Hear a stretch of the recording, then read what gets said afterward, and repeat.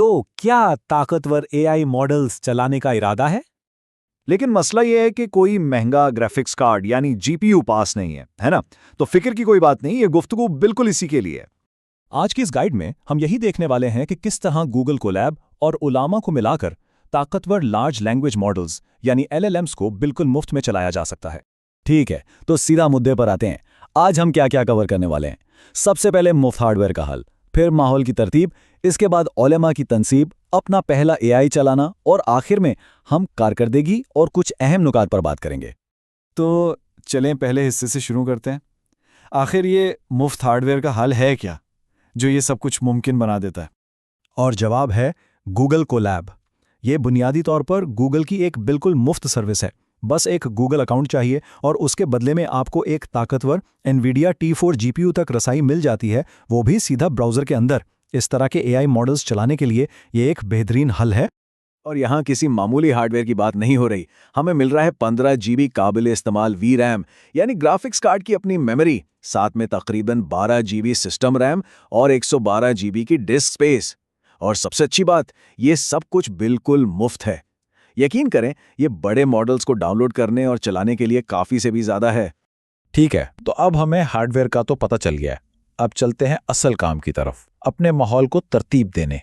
शुरू करना वाकई बहुत आसान है। सबसे पहला काम, गूगल कोलैब में एक नई नोटबुक बना लें। इसके बाद आता है सबसे अहम कदम, रन टाइम की किस्म तब्दील करें पर जाकर डिफ़ॉल्ट सीपीयू के बजाय T4 जीपीयू को मुंतखब करना है और बस हो गया काम, आपका जीपीयू अब एक्टिव है। ठीक है, हार्डवेयर तो तैयार है, अब बारी है सॉफ्टवेयर की। हम यहाँ उलामा इंस्टॉल करने वाले हैं, जो समझ लें कि वो इंजन है जो हमारे एआई मॉडल्स को चलाएगा। इसके ना 4 बुनियादी मराहिल हैं। सबसे पहले हम एक टर्मिनल हासिल करेंगे, फिर स्क्रीन नाम की एक चीज़ इंस्टॉल करेंगे ताकि सर्वर बैकग्राउंड में चलता रहे।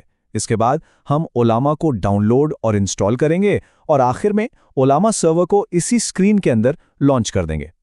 तो सबसे पहला मकसद क्या है? हमें नोटबुक के अंदर ही एक मुकम्मल टर्मिनल चाहिए। इससे हमें बराह रास्त कमांड्स चलाने की सहूलत मिल जाएगी, है ना? और ये कैसे होगा? बस इस एक सादा सी कमांड से।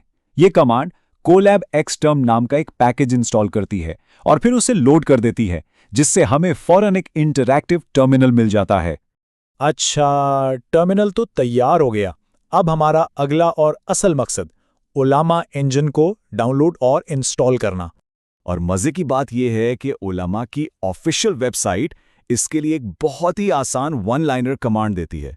हमें इसे अपने कोलैब टर्मिनल में चलाते हैं और ये खुद ब खुद सब कुछ डाउनलोड और इंस्टॉल कर देता है।